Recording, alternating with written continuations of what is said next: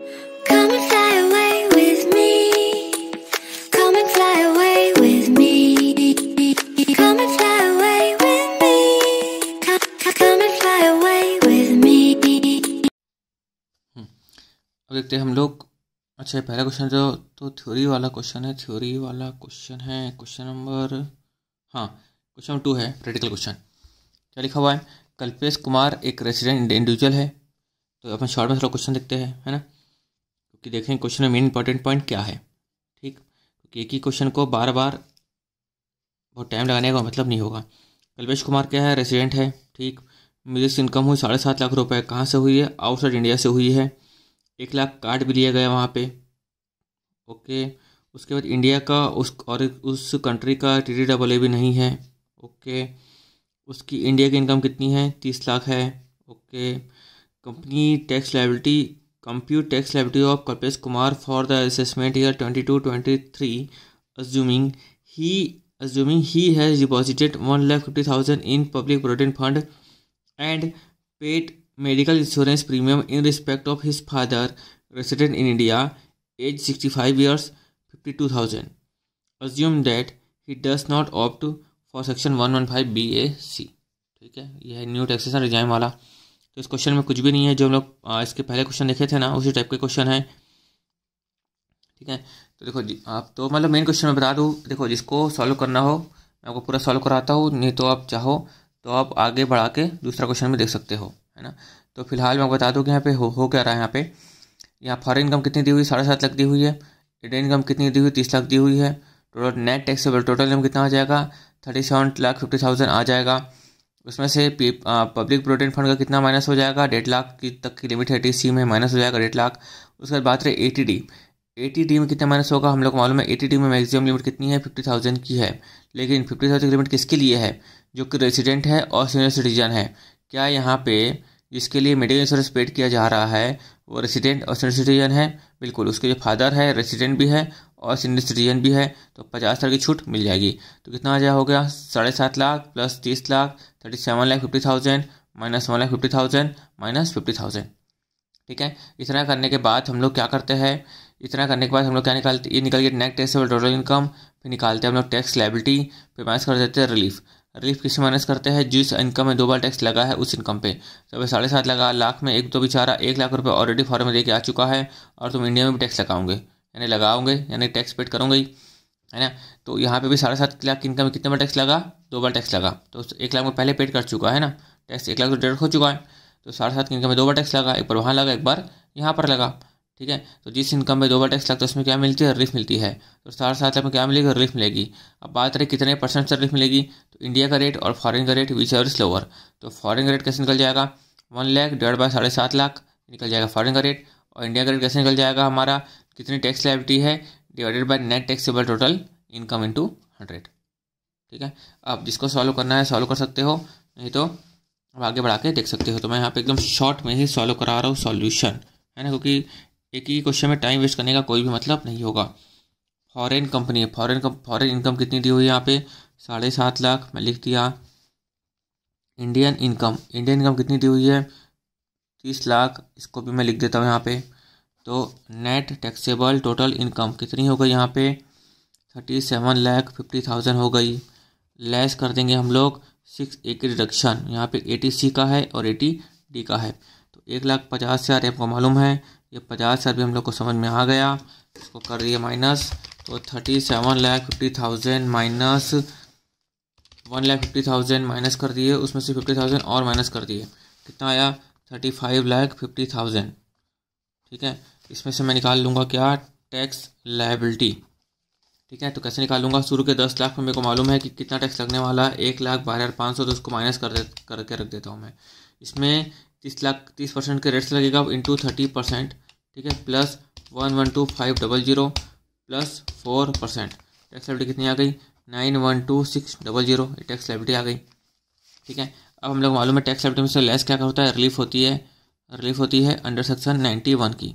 ठीक है, तो 91 की जो रिलीफ होती है वो किस में मिलती है? जिस इनकम में 2 बार टैक्स लगा है उस इनकम पे। यहाँ पे 7.5 लाख में 2 बार टैक्स लग रहा है, तो तुम फॉरेन में टैक्स पे कर चुके हो और इंडिया में भी टैक्स पे कर रहे हो। तो 7.5 लाख का इंटू कितना % से करें? तो हम लोग को मालूम है कि फॉरेन का रेट ऑफ टैक्स कितना आएगा यहाँ पे। तो 1 लाख तो पेड कर चुका है, कितने अमाउंट कितने इनकम पे पे किया था, 7.5 लाख इनकम पे पे किया था, इंटू 100 यहाँ पे आ गया फॉरेन रेट। और यहाँ पे average rate of tax India का क्या आ जाएगा यहाँ पे, तो 912600 कितनी इनकम पे, 35,50,000 की इनकम पे इंटू 100, ठीक है। तो 1 लाख डिवाइड बाय 7.5 लाख कितना आ गया यहाँ पे 13.33%। और यहाँ पे कितना आ गया 912600 डिवाइड बाय 35,50,000 इंटू 100, तो 25.70%। दोनों से कौन सा लोअर है, इधर आ गया, हाँ दोनों से कौन सा लोअर है, ये लोअर है, ठीक है। तो उससे क्या मिल जाएगी, रिलीफ मिल जाएगी उतने की, तो 13.33% से रिलीफ मिल जाएगी। तो 7,50,000 इंटू 13.333333% कितना आ गया यहाँ पे 1 लाख आ गया। तो 1 लाख क्या कर देंगे, माइनस कर देंगे, कितना आ गया 812600 आ गया, ये हमारा आंसर। कितने मिनट लगा हम लोग को, कुछ लगा होगा 2-3 मिनट, है ना। तो एग्जाम में भी इतना प्रेजेंट कर दोगे तो बहुत है, मतलब बहुत मीन्स थोड़ा बहुत लिखना पड़ेगा, क्या पीपीएफ है या मेडिकल इंश्योरेंस है ना। तो इसके बारे में भी नोट लिखोगे, इसके बारे में नोट लिखोगे, है ना, ये सब नोट लिखना पड़ेगा, ये सब तो बनाना ही पड़ेगा। और हम लोग लिखना पड़ेगा लोअर ऑफ अबो कितना आ जाएगा 13.33%। उसके अलावा आप सेक्शन जो है यहाँ पे अंडर सेक्शन 91 में के बारे में लिख दोगे कि अंडर सेक्शन 91 में हम लोग को रिलीफ तभी मिलेगी जब फॉलोइंग कंडीशन क्या होगी, सेटिस्फाई होगी, यानी ऑल कंडीशन सेटिस्फाई होनी चाहिए, ठीक है। तो अच्छा आपको बुक में लिखा होगा, है ना, मैं आपको खाली ऐसे लिखवा देता हूँ। अगर क्या होगा, एसएससी क्या होगा, रेसिडेंट होगा कहाँ पे, इंडिया में। उसके बाद इनकम अक्रू और अराइज होगी कहाँ पे, आउटसाइड इंडिया में। उसके बाद क्या होगा, टैक्स पेड होगा, टैक्स पेड कहाँ पे होगा, आउटसाइड इंडिया में, ठीक है। उसके बाद क्या होगा लास्ट में, no double taxation avoidance agreement. ये 4 पॉइंट आपको लिख के आना है, यानी जहाँ पर भी डबल टैक्सेशन अवॉइडेंस एग्रीमेंट का क्वेश्चन नहीं है और आप अंडर सेक्शन 91 की रिलीफ दे रहे हैं तो 4 पॉइंट लिख के आना है। क्या लिख के आना है, पहला मेन पॉइंट तो यही इजी पॉइंट, ये तो मालूम है हम लोग को कि रेसिडेंट पर्सन होता है, उसके ऊपर क्या होती है, पूरी ग्लोबल की इनकम टैक्सेबल होती है ना। तो यहाँ पर पहली बात तो रेसिडेंट इन इंडिया सेक्शन 91 यानी कि तो हम लोग मालूम है पूरी इनकम टैक्सेबल होगी। तो रेसिडेंट इन इंडिया, ये बात भी मालूम है कि उसको आउटसाइड इंडिया में इनकम हुई है, बेचारा आउटसाइड इंडिया में टैक्स पे करके आया है और डबल टैक्सेशन अवॉइडेंस एग्रीमेंट नहीं है, तभी हम लोग क्या कर रहे हैं, उसको सेक्शन 91 का रिलीफ दे रहे हैं।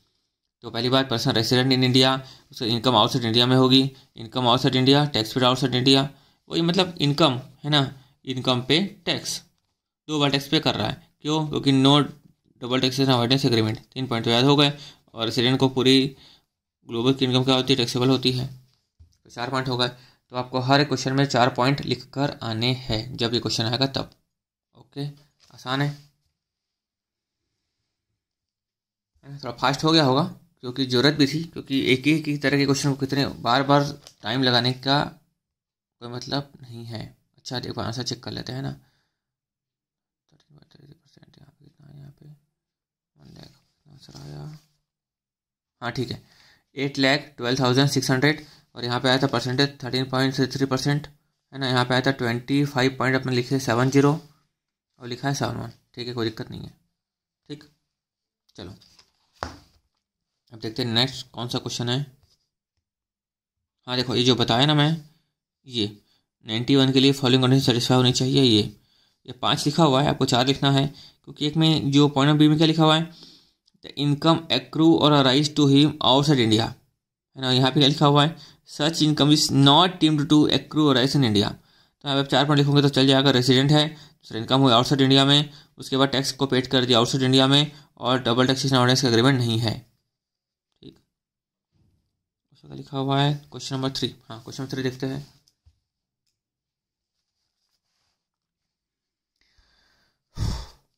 The following are particulars of income earned by Miss Vivitha G, a resident Indian जिसकी एज है 25 साल, for the assessment year 22-23 उसके बाद income from playing snooker match in country L, country L से कितना मिल रहा है इसको, 12 लाख मिल रहा है।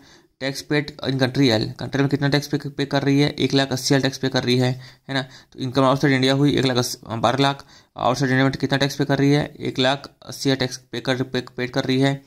उसके बाद income from playing snooker tournament in India, India में कितना हो रहा है यहाँ पे 19,20,000।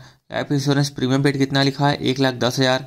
और medical insurance paid for her father 62 year की एज 54,000 और पेड थ्रू क्रेडिट कार्ड लिखा हुआ है यहाँ पे। अच्छा देखो यहाँ पे क्यों लिखा है पेड थ्रू क्रेडिट कार्ड, अगर मान लो कि कैश में पे किया होता ना डिडक्शन नहीं मिलती, यहाँ पे क्रेडिट कार्ड के थ्रू पे किया इसे डिडक्शन मिल रही है। ठीक है, उसके बाद यहाँ पे 62 ईयर्स लिखा है, तो सीनियर सिटीजन ऐसे छूट कितने तक की है, 50,000 तक की छूट मिल जाएगी, है ना। अगर दूसरी बात, अगर यहाँ पे मान लो उसका फादर नॉन रेजिडेंट होता तो कितनी की छूट मिलती, कितनी की रिलीफ मिलती, 25,000 की रिलीफ मिलती। तो सब पॉइंट को आपको जब क्वेश्चन पढ़ोगे तो खुद से भी एनालिसिस करना चाहिए आपको, क्योंकि एग्जाम में कहीं कभी घुमा दिया तो तकलीफ हो जाएगी। और बोलता हूँ यहाँ पे सीनियर सिटीजन है तो छूट मिलेगी 50,000 रुपये की, अगर मान लो नॉन रेजिडेंट होता तो उसके इसमें छूट मिलती 25,000 रुपये की, है ना। तो यहाँ पर आउटसाइड इंडिया में इतनी इनकम हो रही है, आउटसाइड इंडिया में इतना टैक्स पे कर दिया है, यहाँ पे इंडिया से इतनी इनकम हो रही है। और ये तो 2 डिडक्शन के पॉइंट है। ठीक है, कोई बड़ी बात नहीं है, एकदम आसान सा क्वेश्चन है। तो स्पीड में सॉल्व करते हैं, एकदम स्पीड में सॉल्व करता हूँ मैं क्वेश्चन नंबर 3 को। ठीक है, तो आपको एक मिनट, हाँ क्वेश्चन जैसे होगा अभी, मैं थोड़ा सा रख देता हूँ। तो आपको दिख रहा होगा फॉरेन इनकम कितनी, फॉरेन इनकम यहाँ पे 12 लाख की आ गई, फॉरेन इनकम आ गई। उसके बाद इंडियन इनकम कितनी आ गई, यहाँ पे 19,20,000 की आ गई, इंडियन इनकम आ गई। ठीक, उसके बाद यहाँ पे हमारे पास कुछ डिडक्शन है क्या, बिल्कुल डिडक्शन है, तो ग्रॉस टोटल इनकम आ गई। लेस कर देंगे हम लोग 6 एक डिडक्शन जो भी है, तो ग्रॉस टोटल इनकम कितनी आ गई यहाँ पे 12 लाख प्लस 19.2 आया 31.2। उसके बाद हम लोग यहाँ पर लाइफ इंश्योरेंस प्रीमियम का एक ATC आ जाएगा, एक ATT आ जाएगा।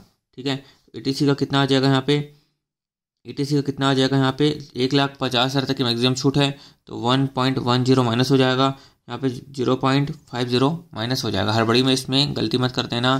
ठीक है, तो यहाँ पे हम लोग माइनस कर लेंगे, तो 31.2 माइनस 1.1 माइनस 0.5 कितना है यहाँ पे, पूरा लिख लेता हूँ मैं यहीं पे 29,60,000, ये हमारा net taxable total income.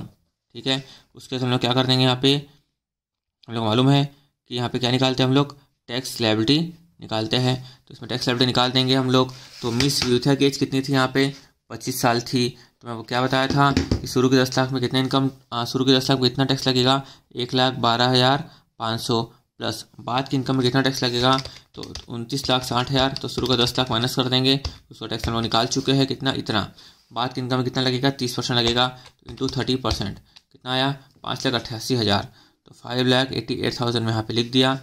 Plus यहाँ पे कर देता हूँ मैं 112,500 पूरा प्लस, और यहाँ पे एजुकेशन सेस को भी ऐड कर देता हूँ, प्लस 4% एजुकेशन सेस कितना है यहाँ पे 728,520। ठीक है, 728,520 कितने में टैक्स लायबिलिटी आई। उसमें से हम लोग को मालूम है कि क्या कर माइनस करते हैं, रिलीफ माइनस करते हैं अंडर सेक्शन 91 की। फिर हमारी क्या आती है यहाँ पे टैक्स पेबल निकल आता है। ठीक है, तो अंडर सेक्शन 91 का रिलीफ निकाल लेंगे हम लोग। तो कैसे निकालेंगे कि जो इनकम में 2 बार टैक्स लगा है, यहाँ पे देखते हैं कौन सी इनकम में 2 बार टैक्स लगा है, 12 लाख की इनकम में 2 बार टैक्स लगा है, लिखते 12 लाख। ठीक है, ये लिख दिए हम लोग 12 लाख। अब बात रही कौन सा परसेंटेज लेंगे, तो क्या निकालेंगे हम लोग पहले फॉरेन रेट ऑफ टैक्स निकाल लेंगे, है ना। तो फॉरेन रेट ऑफ टैक्स, तो फॉरेन रेट ऑफ टैक्स कितना है यहाँ पे क्वेश्चन देखते हैं, कितना टैक्स पेड किया था फॉरेन में, शायद तक 1,80,000 था ना क्वेश्चन, हाँ ये 1,80,000। तो 1,80,000 डिवाइड बाय कितना आ जाएगा 12 लाख इंटू 100। वैसे ही यहाँ पे इंडिया का आ जाएगा average rate of tax, India का टैक्स रेट यहाँ पे क्या आ गया, यहाँ पे 7,28,520। ठीक है, 7,28,520 कितनी इनकम टैक्स पेड कर रहे हैं, इतना हम लोग 29,60,000 की इनकम इतना टैक्स पे कर रहा है इंटू 100, तो निकल जाएगा परसेंटेज। तो 1,80,000 डिवाइडेड बाय कितना आ जाएगा यहाँ पे 12 लाख यहाँ पे आ गया 15%, और यहाँ पे देखते कितना परसेंट आएगा 728 divide by 520 divide by 29,60,000 into 100, 24.612%। ठीक है। अब दोनों से जो लोअर है, कौन सा लोअर है, 15% लोअर है, ये 15%। समझ आया क्यों? पहले क्वेश्चन में हम देखे थे कि अब भैया वो टैक्स पे किया है 15%, तो क्या उसको रिलीफ इतने परसेंटेज से देते क्या? नहीं, इसमें हम क्या लेते हैं, लोअर लेते हैं। तो 12 लाख इंटू 15% कितना आ गया यहाँ पे हम लोग मालूम है 1,80,000 ही आएगा, है ना। तो 12 लाख इंटू 15% कितना है 1,80,000। तो 728 520 माइनस 1,80,000,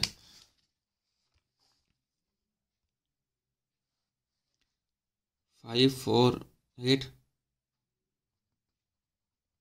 520। ठीक है, 548 520 आया आंसर।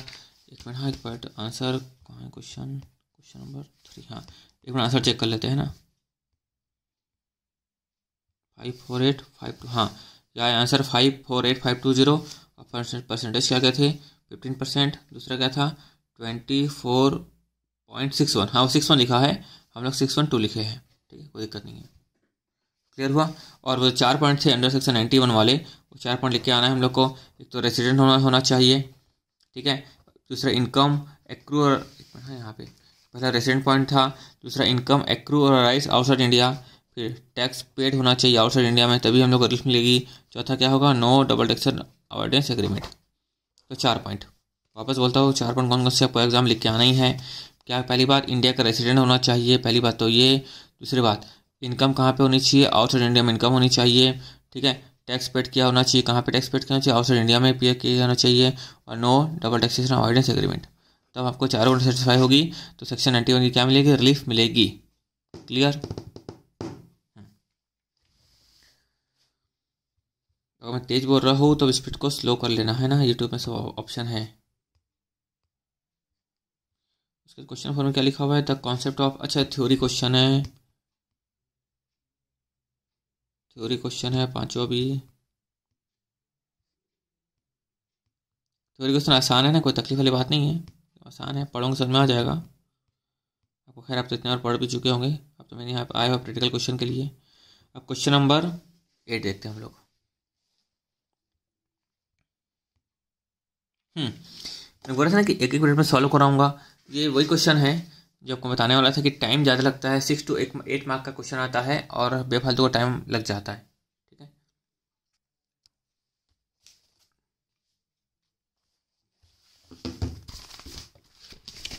नए पे निकाल लेते हैं।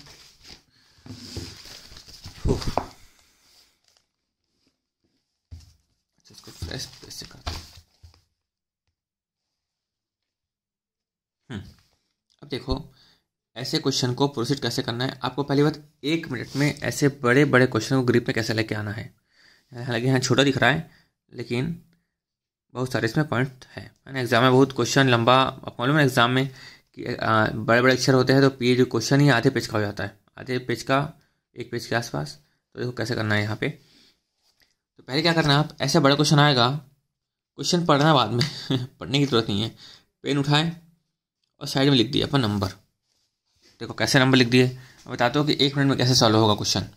तो कितने पॉइंट हैं यहाँ पे देखते हैं, क्वेश्चन बाद में पढ़ना, जरूरत नहीं क्वेश्चन को पढ़ने की, समझ में आ जाएगा। TTAA का क्वेश्चन है ना। तो पहले क्या करना है आपको, लिख देना। ये 1 लिखने में 1 सेकंड लगेगा, 2 लिखने में 2 सेकंड लगेगा, ऐसे 3 4 5 6 7 8 8 लिखने में, 8 पॉइंट लिखने में आपको 8 सेकंड लगेगा। ठीक है, उसके बाद आप क्वेश्चन पेपर में आप फिर आंसर शीट में सीध से, ठीक है, ये हम लोग लिखते हैं, आंसर सॉल्व करते हैं। सीध से आप लोग क्या करना, शॉर्ट में लिखना। S यानी कि सैलरी वाला हेड, है ना, हाउस प्रॉपर्टी वाला हेड, PGBP वाला हेड, कैपिटल गेन वाला हेड और IFOS वाला हेड, शॉर्ट में लिख के रख लेना। 8 सेकंड लिखा, उसको लगने में लगा 8 सेकंड, इसको करने में लगेगा आपको 5 सेकंड। 1 2 3 4 5 ये लिखना है आपको, salary, house property, PGP, capital gain, income from other source. अब क्या करना है देखो, एकदम स्पीड में। अब खैर अब एकदम मैंने आसान सी चीज़ है ये, तो आपको ज़्यादा कुछ बताने की जरूरत भी नहीं है मेरे को कि करना क्या है। क्या क्या करना है, पहला पॉइंट क्या लिखा हुआ है, income from profession carried in India. ठीक है, तो प्रोफेशन के सामने लिख दिए पॉइंट 1। उसके बाद point number 2, agriculture income in country x. ठीक है, तो हम लोग क्या लिखेंगे, तो अब यह हमें देखना कि कंट्री एक्स की है कंट्री वाई की है। हम लोग पहले क्या निकालते हैं, आपको अच्छे से बताया था मैं कि आपके सामने क्वेश्चन नहीं आया, आपको कुछ नहीं आता था, तो अब क्या किए, सबसे पहले नेट टैक्सेबल टोटल इनकम निकाले, फिर टैक्स लायबिलिटी निकाले। बस वही करना है यहाँ पर, सोचना नहीं कि कंट्री एक्स की कंट्री वाई की है, आपको इंडिया के रेट के हिसाब से आपको टैक्स निकालना है। ठीक है, तो पहले पीजीपी लिख दिए 1। दूसरा agriculture income in country x में था, तो लिख दिया पॉइंट नंबर 2। ये किस में आएगा, ये agriculture income from other source में आएगा, अच्छे से मालूम है। उसके बाद dividend from a company incorporated in country Y, यहाँ भी पॉइंट नंबर 3 लिख दो। उसके पॉइंट नंबर 4 में क्या आएगा, royalty income from literary book from country x, तो यहाँ पे लिख दो पीजीपी की इनकम है पॉइंट 4। उसके बाद expense income for earning royalty, अच्छा जो आप रॉयल्टी इनकम हुई है यहाँ पे 6 लाख रुपए की, उसको कमाने के लिए 50 हज़ार का आपने खर्चा भी किया है ना, तो अब चाहो तो माइनस करके लिख देना 5। ठीक, देखो कितना कम टाइम लग रहा है। उसके बाद business loss in country Y, तो business loss in country Y, तो यहाँ पे तो कंट्री वाई में अलाउ नहीं होता, लेकिन हमको मालूम है कि हमारे इसमें क्या होता है, बिजनेस लॉस अलाउ होता है। ठीक है, तो यहाँ पे माइनस करके लिख दिया हम लोग पॉइंट नंबर 6। उसके बाद rent from a house in country Y. ठीक है, rent from a house situated in country Y, तो यहाँ पे हाउस प्रॉपर्टी का कॉलम है ना, यहाँ पे मतलब हाउस प्रॉपर्टी के बारे में हम लिख के रखे हैं एच, तो लिख दिया पॉइंट नंबर 7। उसके बाद municipal tax paid in respect of above house. ठीक है, तो यहाँ पे म्यूनिसिपल टैक्स पेड करेंगे तो उसको भी लिख देंगे -8 में, हम लोग -8 कर देंगे। लेकिन अब ध्यान रखने वाली बात क्या है, देखो हम सब पॉइंट लिख देते हैं, लेकिन एडजस्टमेंट का ध्यान रखना है। कैसे, मैं आपको बताता हूँ। देखो यहाँ पर जैसे आपको मालूम चलेगा कि मैं बता दूँ यहाँ पे कि जब भी रॉयल्टी की इनकम होती है तो 80QQB में आपको डिडक्शन मिलती है। तो जैसे ही आप यहाँ पे लिखोगे ना, आप भूल ना जाओ, इससे डायरेक्ट आप यहाँ पे लिख लेना 6A की डिडक्शन आपको क्या मिलेगी, 80QQB की मिलेगी। ठीक है, तो आपका ऐसा चाहो तो ऐसा पूरा लिख लो, या फिर ऐसा आपको नहीं लिखना है तो एक राइट मार देना नीचे। ये मालूम है आपका हेड खत्म हुआ, हेड खत्म होने के बाद एक सिंपल सा राइट मार देना, एक राइट 2 राइट, जितने एडजस्टमेंट होंगे उस हिसाब से। ठीक है, फिलहाल मैं आपको समझाने के लिखा हूँ यहाँ पे 80QQB। ठीक, उसके अलावा यहाँ पर आपको मालूम है म्यूनिसिपल टैक्स पेड तो होता ही है, फिर 30% की स्टैंडर्ड डिडक्शन भी मिलती है, तो यहाँ यहीं पे कर देना 30% को भी यहीं पे क्या कर देना, माइनस कर देना। ठीक है, इतना तो कर सकते हो। तो देखो कितना सेकंड लगा आपको, अच्छा यहाँ तक सब खत्म हो गया है ना। अब कुछ नहीं करेंगे, खाली कैलकुलेटर चलाएंगे, हमारा क्वेश्चन सॉल्व है। हाँ, उससे क्या लिखा हुआ है नोट में, बिजनेस, अब क्वेश्चन लिख लेते थोड़ा आगे का, business loss in country Y is not eligible for set off against other income as per law of that country. ठीक है, उस कंट्री के हिसाब से है ना, जो बिजनेस लॉस होता है उसको अदर इनकम में सेट ऑफ नहीं कर सकते। ठीक, उसका लिखा हुआ है the rate of tax in country X in country Y का दिया हुआ है 10% और 20% दिया हुआ है। उसका कंप्लीट लिखा है complete total income and tax payable by mister कमेश in India for the assessment year 22-23 assuming that he does not opt for section BAC। तो देखो यहाँ पे आप सॉल्व कर लो ना, क्या तकलीफ है, सैलरी का तो कुछ है ही नहीं है ना। और यहाँ से आप देखो कितना आसानी से सॉल्व हो जाएगा। कितना था यहाँ पे 7 पॉइंट में 2,40,000 था, उसका रेंट आया था 10,000 आया। अब भाई कैलकुलेटर चला रहा हूँ है ना, कुछ नहीं कर रहा हूँ मैंने 10,000 यहाँ पे -30% कर दिया मैं, कितना आया यहाँ पे 1,61,000 आया। उसके बाद पीजीपी की इनकम कितनी थी, 1 से थी, 1 में कितना था यहाँ पे 7.5 लाख है ना। उसके बाद 4 पॉइंट में क्या था, रॉयल्टी इनकम थी 6 लाख, तो मैंने कर दिया +6 लाख। उसके बाद 5 में कितना था, माइनस करूँगा 50,000, ये कर दिया -50,000। ओके, उसके बाद 6 पॉइंट में क्या था 65,000, तो माइनस कर दिया 65,000। कितना आया 12,35,000, मैं लिख दिया 12,35,000। ठीक है, कैपिटल गेन का तो कुछ था ही नहीं, तो कुछ नहीं किया मैं। उसके बाद इनकम फ्रॉम अदर सोर्स का 2 और 3 में दिया था 50,000 और 1.5 लाख, तो मैं कर देता हूँ 50,000 + 1.5 लाख, यहाँ कितना लिख देता हूँ मैं यहाँ पे 2 लाख। ठीक है, कुछ नहीं कर रहा हूँ मैं ना, बस। और यहाँ पे मालूम है कि 3 लाख तक की छूट मिलेगी ATQQB में, क्योंकि आपकी इनकम कितनी थी यहाँ पे 6 लाख इनकम थी, है ना। तो 6 लाख माइनस 50,000 का एक्सपेंस हुआ, है ना। कितना बचा, 5.5 लाख बचा, उसमें से 3 लाख और माइनस हो जाएगा, है ना। तो यहाँ पे अल्टीमेटली यहाँ करते हैं 3 लाख की रिडक्शन, और वो रिडक्शन यहाँ पे दी हुई नहीं है, तो इसको कर देंगे माइनस। तो अब देखते हैं कितना आया नेट टैक्सेबल टोटल इनकम, 1,61,000, ठीक, plus 12,35,000 plus 2 lakh minus 3 lakh, कितना आया 12,96,000।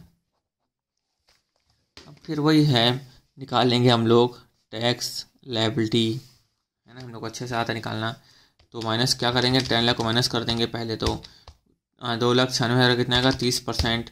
और यहाँ पे जो क्या था, यहाँ पे 52 ईयर था, है ना, 52 ईयर की एज है यहाँ पे। तो इसका मतलब क्या है कि 1,12,500, तो प्लस 1,12,500 प्लस 4%, कितना है यहाँ पे 209,352 क्या आया आपका टैक्स आया, ठीक। एक बार चेक भी कर लेते हैं।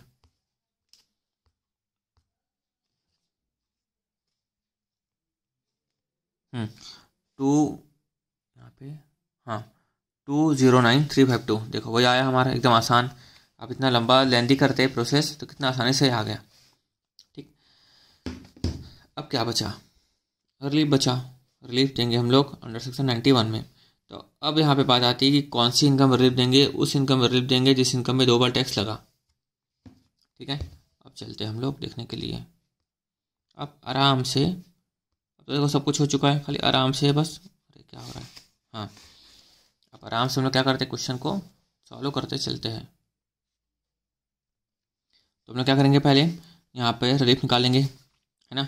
तो यहाँ पे लिख लेना, x लिख लेना, y लिख लेना, ठीक, कोई दिक्कत नहीं है।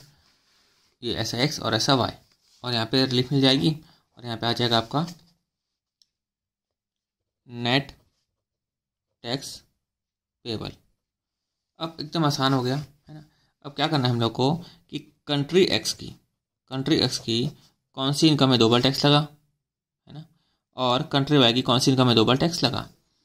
तो पहले यहाँ पे पॉइंट नंबर 2 में क्या दिया था, एग्रीकल्चर इनकम लिखा हुआ है 50,000, तो लिख दिए 50,000 प्लस, ठीक है। अब यहाँ पे पॉइंट नंबर 3 में कंपनी कंट्री वाई का दिया हुआ है, जाने दो। पॉइंट नंबर 4 में क्या दिया, कंट्री एक्स का दिया हुआ है, कितना दिया हुआ है 6 लाख दिया हुआ है। उसमें से 50,000 में तो एक्सपेंस हमारा हम लोग माइनस किए थे, तो उसमें टैक्स नहीं लगा, यानी 50,000 में टैक्स लगा। 6 लाख में से 50,000 माइनस किए थे, इसमें टैक्स नहीं लगा। और 3 लाख के हम लोग डिडक्शन भी दिए थे, उसमें भी टैक्स नहीं लगा, है ना। ये बात हम लोग को याद रखना, भूलना मत, क्योंकि इससे छोटी मोटी गलतियाँ करते हो आप लोग, है ना। तो यहाँ पे 50,000 यहाँ पे कर दिए हम लोग, 6 लाख में से 50,000 माइनस कर दिए, डिडक्शन थे वो भी माइनस कर दिए, है ना। ये कंट्रैक्ट्स का और कुछ है कि कंट्रैक्ट्स का नहीं, और कुछ कंट्रैक्ट्स का नहीं है। तो कंट्रैक्ट्स कितनी पॉइंट ये देखे थे हम लोग, 1 पॉइंट ये देखे, और 1 पॉइंट ये देखे, और 1 पॉइंट ये देखे, तो 3 पॉइंट देखे, 1 2 3, और एक यहाँ पे की एडजस्टमेंट, ठीक। तो यहाँ पर लिख लेते हैं हम लोग 50,000 प्लस, यानी यहाँ पे ऐसा कर लेते हैं ना, 6 lakh minus 50,000 minus 3 lakh plus 50,000, 3 lakh वाली इनकम में 2 बार टैक्स लगा, ठीक है। चलो पहले हम लोग क्या करते हैं, कंट्री एक्स का हम लोग निपटारा कर देते हैं। और यहाँ पे दिया हुआ था कंट्री एक्स का टैक्स रेट दिया हुआ 10%, कंट्री वाई का दिया हुआ 20%, ठीक है। तो यहाँ पे फॉरेन रेट, देखो अब ये सब मेन काम जो हम लोग करना था कर चुके हैं ना। अब तो हम लोग बस कर रहे हैं फॉर्मेलिटी के लिए। कंट्री एक्स का फॉरेन रेट पर टैक्स कितना दिया हुआ है, 10% दिया हुआ है, ठीक है। और इंडियन रेट ऑफ टैक्स, या फिर हम लोग क्या बोलते हैं इसको, एवरेज रेट ऑफ टैक्स कितना दिया हुआ है यहाँ पे निकाल लेंगे हम लोग, है ना। तो 209,352 डिवाइड बाय 12,96,000 इंटू 100, ठीक है।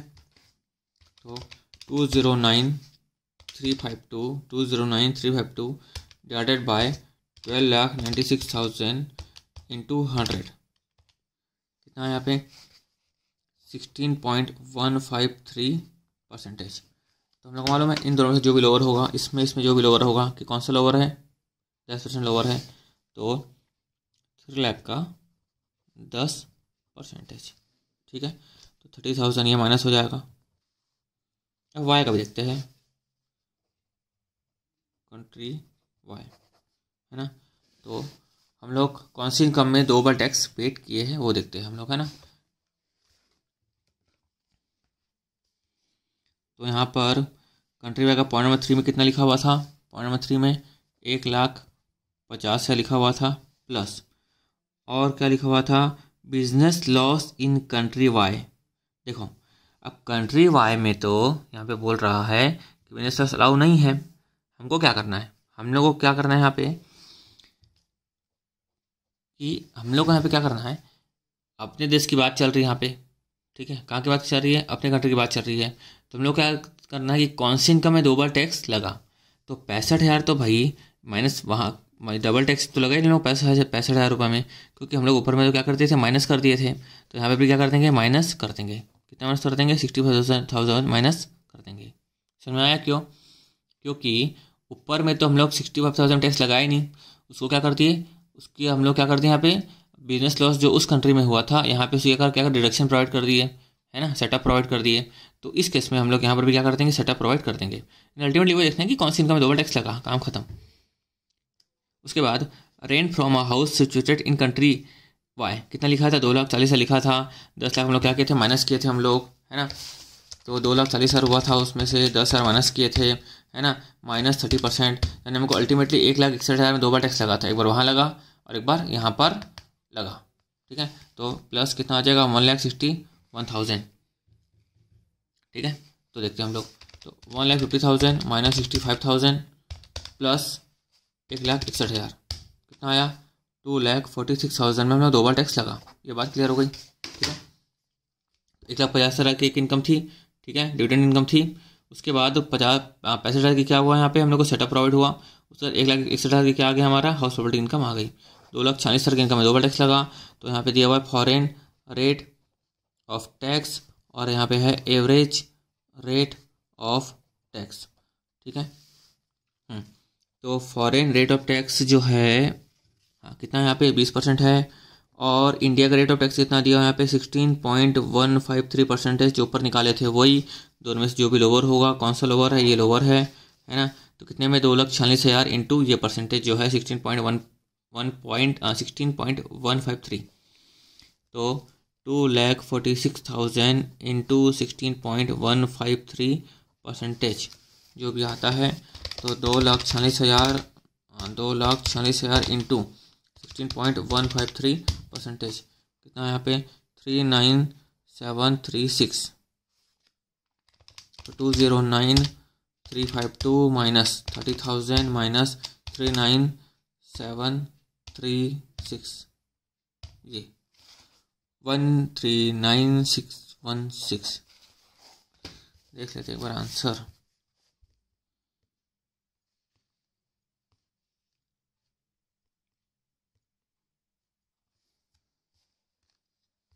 अरे भाई क्वेश्चन नंबर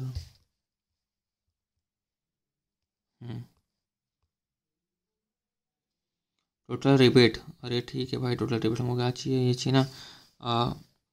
हाँ ठीक है, कितना आया आंसर 139,610, हमारा आया 139,616, है ना। तो कोई दिक्कत नहीं है, राउंड ऑफ का 5-6 रुपये का अंतर है। तो क्लियर हो गया होगा आपको ये, है ना। तो क्वेश्चन आसान है। पहली बात क्वेश्चन में आ गया कि ग्रिप में कैसे लेके आना है ना। तो 8 सेकंड ये लगेगा करने में, है ना, और 5 हट के लगेगा 5 सेकंड, मतलब 1 मिनट के अंदर अंदर क्वेश्चन आपकी ग्रिप में आ जाएगा। ठीक है, जैसे क्वेश्चन ग्रिप में आया, इतना बड़ा क्वेश्चन ग्रिप में आया, फिर क्या बचता है, एकदम स्पीड में पेन चलाना, एकदम स्पीड में कैलकुलेटर चलाना। ठीक है,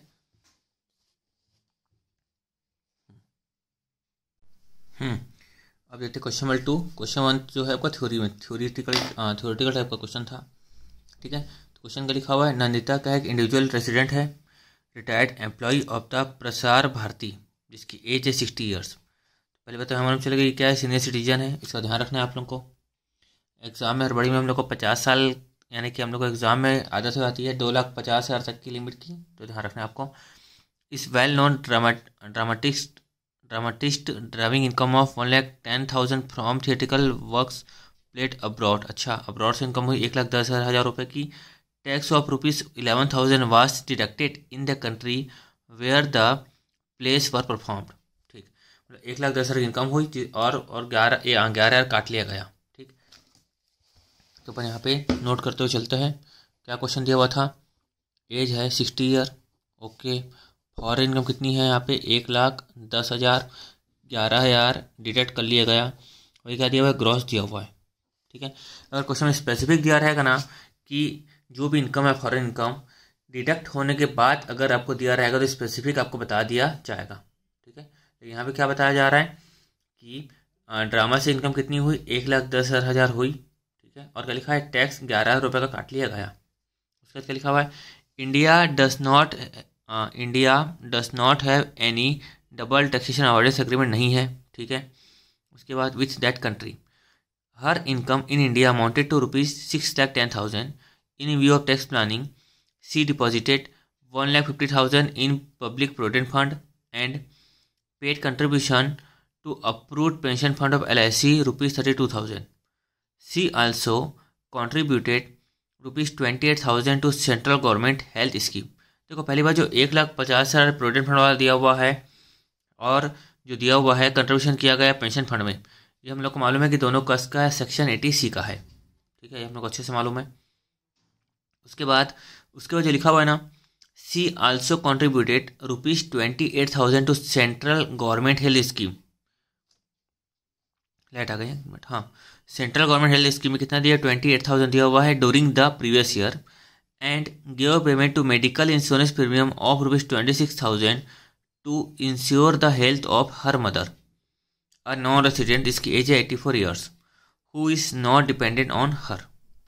computer tax liability of Nandita for the assessment year 22-23, assuming that she does not opt for section 15(115) BSc। पहली बात, क्वेश्चन को देखिए बिल्कुल नहीं घबराना है। ठीक है, एकदम आसान क्वेश्चन है। तो आपको यहाँ पे क्या क्या दिया हुआ था? ये 60 ईयर दी हुई थी। ये फॉरेन इनकम हम लोग को मालूम है क्या करना है। उसके बाद इंडियन इनकम दी हुई है। ठीक है, इंडियन इनकम कितनी दी हुई है यहाँ पे? 6,10,000। तो 6,10,000 की इंडियन इनकम दी हुई है। ठीक, यहाँ तक दिक्कत नहीं है। उसके बाद डबल टैक्सेशन अवॉइडेंस एग्रीमेंट नहीं है। हम लोग को मालूम है कि अगर नहीं रहता तो रिलीफ प्रोवाइड करते हैं सेक्शन 91 में। ये भी बात क्लियर हो गई। उसके बाद सेक्शन 80C में दो चीज़ दिया हुआ है। क्या क्या दिया हुआ है? एक पब्लिक प्रोविडेंट फंड का दिया हुआ है, प्लस दूसरा क्या दिया हुआ है यहाँ पे? पेंशन फंड का दिया हुआ है। कितना यहाँ पे दिया हुआ? PPF और एक पेंशन फंड। तो कितना दिया हुआ है यहाँ पे? 1,50,000 दिया हुआ है प्लस 32,000 दिया हुआ है। कितना हो गया? 1,82,000। लेकिन वो लिमिट मालूम है। लिमिट कितनी है यहाँ पे? सेक्शन 80C की 1,50,000 की लिमिट है। ठीक, तो देखो, फॉरेन इनकम दिया हुआ है। ओके, दिक्कत वाली बात नहीं है। इंडियन इनकम भी दिया हुआ है, उसमें से डिडक्शन हो जाएगा 80C का। कितना होगा डिडक्शन? 1,50,000 मैक्सिमम होगा। उसके बाद 80D का भी दिया हुआ है। अब यहाँ पे ये इंपॉर्टेंट है। ठीक है, आपको मैं इस लेक्चर के आखिरी में 80D अच्छे से करा दूंगा एक बार। ठीक है, तो अभी से नहीं करवा रहा हूँ क्योंकि जिसको खाली क्वेश्चन आंसर करना होगा उसका टाइम वेस्ट होगा। एक मिनट। तो 80D का यहाँ पे दिया हुआ है। कोई ना कोई आता है फिर बिगड़ जाता है। क्या? ठीक है, 80D का क्या दिया हुआ है? C also contributed ₹28,000 to central government health scheme. तो सेंट्रल गवर्नमेंट की हेल्थ स्कीम कितना दिया हुआ है यहाँ पे? 28,000 दिया हुआ है। ठीक है, यहाँ पे दिया हुआ है। अब किसके लिए किया है? यहाँ पे खुद के लिए किया है ना। उसने क्या किया? खुद के लिए किया गया है। एंड 26,000 किसके लिए किया गया है? उसकी मदर के लिए किया गया है, जो कि उसकी मदर क्या है यहाँ पे? नॉन रेसिडेंट है। अब बात यहाँ पे आती है कि इसमें करना क्या है।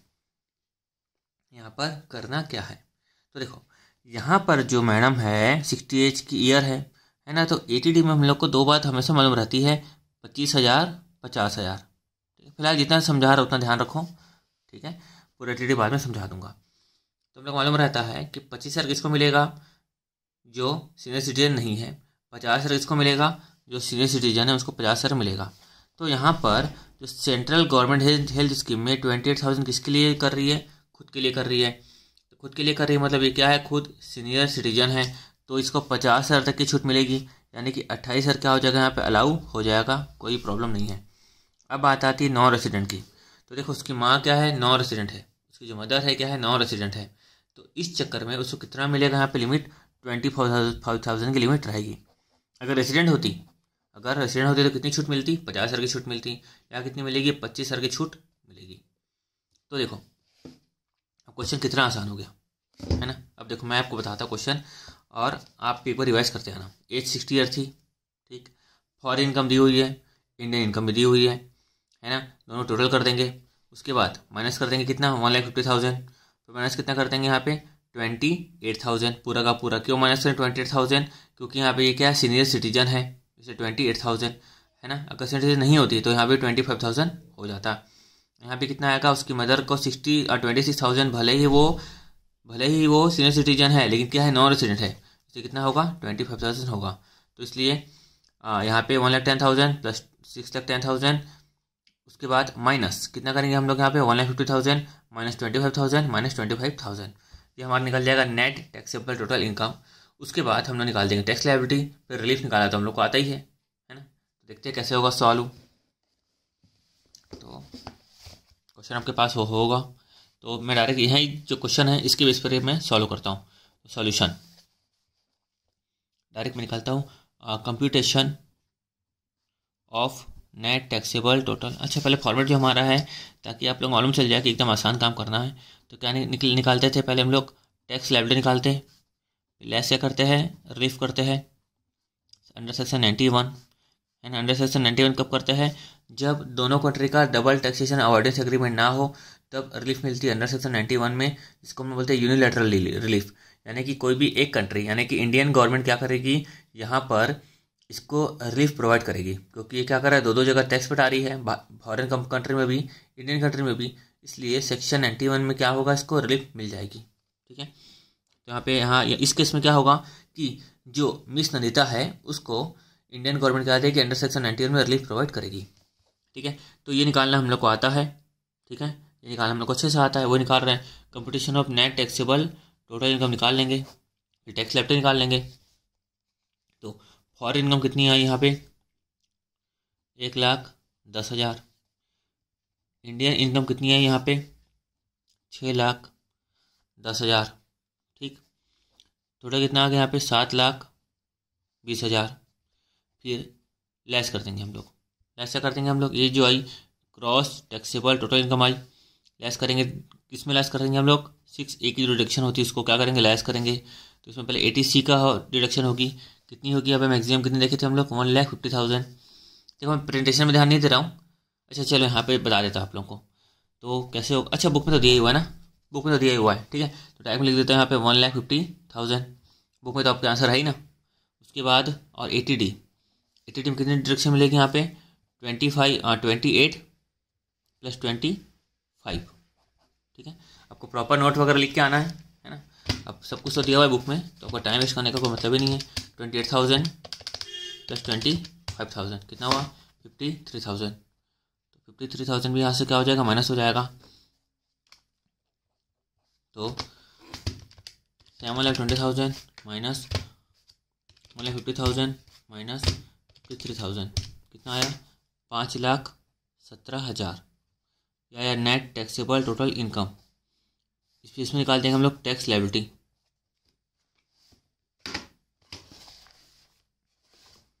यहाँ पे निकाल देंगे टैक्स लायबिलिटी। तो 5,17,000 का टैक्स कितना निकलेगा, निकालो आप लोग भी। तो यहाँ 3 लाख तक की तो कोई दिक्कत है ही नहीं। उसके बाद 3 लाख से 5 लाख 5%, तो 2 लाख का 5% एम प्लस 70,000 का 20% एम प्लस MRC प्लस 4% का higher and secondary education cess, कितना आया, 13,936 आया होगा आप लोगों का।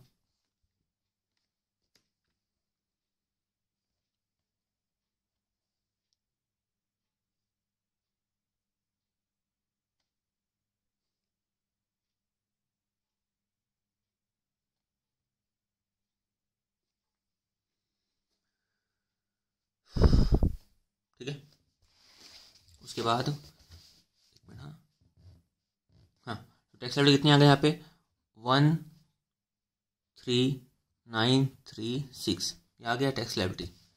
अब रिलीफ मिलेगी कौन से सेक्शन में, 91 में।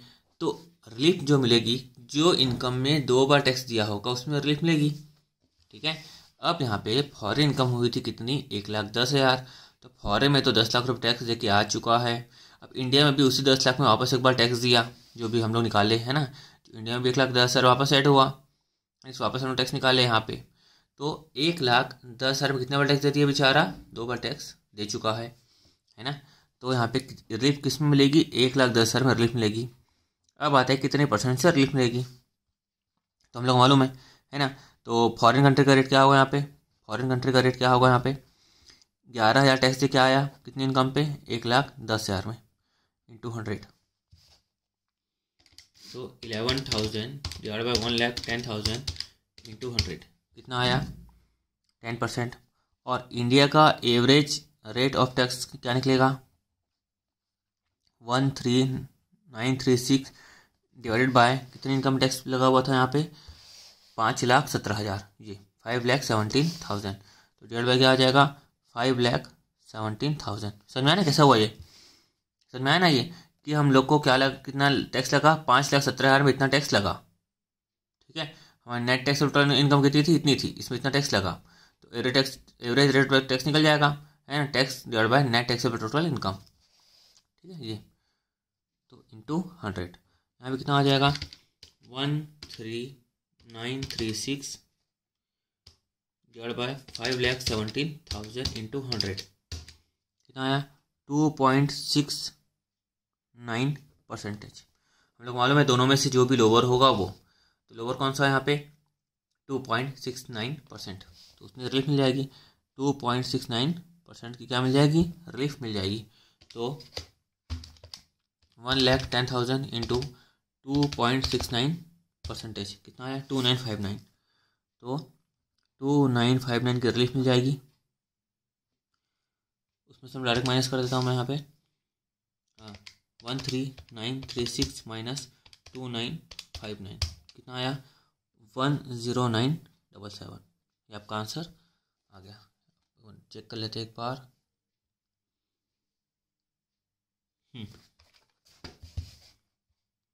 कहाँ गया मेरा, कौन सा क्वेश्चन था, अच्छा ये क्वेश्चन था ना, क्वेश्चन नंबर 2। क्वेश्चन नंबर 2 में कितना इसका आंसर, 1,0970 1,0977, ठीक है, कोई दिक्कत नहीं, राउंड हो इतना आंसर आया, ठीक है। परसेंटेज में कितना लिया है, देखो यहाँ पे पॉइंट के बाद 3 नंबर तक लिया है ना, 2.696 लिया है। और हम लोग कितना लिया, हम लोग यहाँ पे 2.69 लिए है खाली, है ना। तो पॉइंट के बाद 3 अंक तक आपको नंबर ले लेना है, ठीक है। तो आपका आंसर आ गया यहाँ पे इतना, टैक्स बिल कितना आ गया, 10,977, ठीक है, क्लियर है। अब यहाँ पे क्वेश्चन में जिस हिसाब से लिखा हुआ है आपको ऐसे सॉल्व करना है। खैर एकदम आसान है, आपको तो समझ में आ जाएगा कि क्या क्या है क्या क्या नहीं। अच्छा ये जो है ये तो खैर आप लोग को मालूम होगा, ये एन ऐसे, इसको लिखवा देता हूँ, लिख लो आप, इसको नोट करके लिख लो, इंपॉर्टेंट है, आपको हर एक क्वेश्चन में इसको नोट लिख के आना है वाली, है ना। लिख लो नोट, एन ऐसा सी shall be allowed deduction under section 91 provided, short में लिखवा देता हूँ आपको, all the following conditions are fulfilled। पहले क्या होना चाहिए, एसएससी कहाँ पे होगा, रेसिडेंट इन इंडिया, एकदम शॉर्ट में लिखा रहा है ना। उसके बाद इनकम अक्रू और अराइज आउटसाइड इंडिया।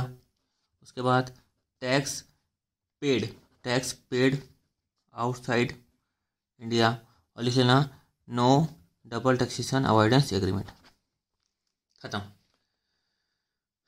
4 पॉइंट लिखे आना है। ये देखो सिंपल सी बात है, मेन तो बात यही है काम की, एसएससी इंडिया का क्या है, रेसिडेंट है, ठीक है।